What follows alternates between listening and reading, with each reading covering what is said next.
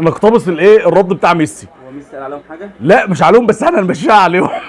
قال ايه؟ كاميرا بابا، كاميرا بابا، اي حد يجي يقول لك كده اقول له كاميرا بابا، كاميرا بابا. ايه يا معلم؟ ايه اللي لسه اللي في ايه؟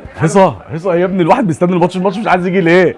الدنيا تحت بص، هي الساعه كام معاك؟ الساعه 1:30 بالليل. 1:30 ايه؟ بالليل. انزل كده الشارع 1:30 الظهر، الدنيا كلها الناس كلها فرحانه وكله سهران، وبص وتيشيرتات الاهلي رايحه وتيشيرتات الاهلي جايه، الدنيا خربانه تحت في الشارع. بس كده يا عم ما ينفعش، اصل في ناس بيقولوا ان احنا بنبالغ قوي في الجماعه اللي بيقولوا ان احنا بنزيط يعني. ده هما بيقولوا احنا بنزيط قوي وبنفرح اوفر ومش عارف ايه. هم الناس دول برضه هماهم اللي كانوا بيقولوا ان احنا ما بنعرفش نحتفل لما نفوز بالبطوله، وان هم بيحتفلوا احسن مننا. يعني احنا بنعرف نحتفل ولا احنا زياطين ولا ما بنعرفش نحتفل؟ يا عم سيبك يا عم، مش برضه بيقولوا على البطوله دي بقى ان هي وديه ومالهاش لازمه؟ صح، كاس العالم 32 فريق صح؟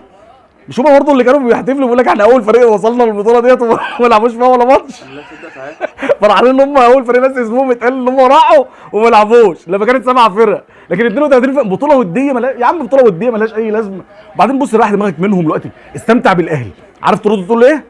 اقول ايه؟ هقول لك انا على حاجه حلوه، احنا نلعب مين؟ انتر ميامي. اللي بيلعب فيها مين؟ ميسي. بس احنا نقتبس الايه الرد بتاع ميسي. هو ميسي قال عليهم حاجه؟ لا مش عليهم، بس احنا هنمشيها عليهم. قال ايه؟ كاميرا بابا، كاميرا بابا، اي حد يجي يقول لك كده اقول له كاميرا بابا، كاميرا بابا.